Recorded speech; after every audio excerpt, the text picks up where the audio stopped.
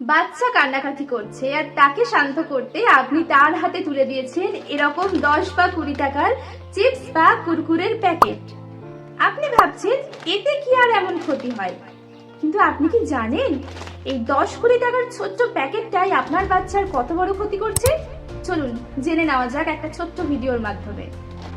এই প্যাকেটজাত খাবারগুলো তৈরি করতে ব্যবহার করা হয় অত্যন্ত সস্তার পাম তেল, প্রচুর পরিমাণে সোডিয়াম বা নুন এবং এমএসজি, যেটা স্বাদ বাড়াতে কাজে লাগে, এবং স্বাদ বাড়ানোর জন্য আরো কিছু রাসায়নিক ব্যবহার করা হয়।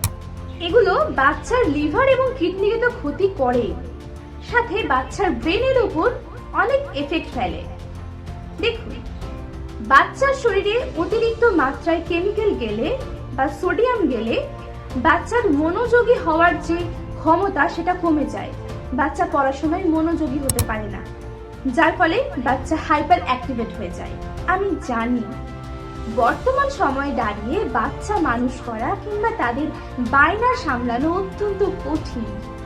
যখন বাচ্চা বায়না করছে তখন তার হাতে প্যাকেটজাত খাবার না দিয়ে খাবারটা বাড়িতেই বানিয়ে দিন। এই যেমন ধরুন একটু সুজি কিংবা মাখানা কিংবা পপকর্ন অথবা চিড়ে ভাজা। হ্যাঁ, একটু সময় লাগবে ঠিকই, কিন্তু বাচ্চার ভবিষ্যৎ কিন্তু সুস্থ হবে। আচ্ছা, আপনার বাচ্চাও কি এরকম চিপস খাওয়ার জন্য বায়না করে? আমাকে কমেন্টে জানান তো। আর আমার এই ভিডিও কেমন লাগছে অবশ্যই জানাবেন।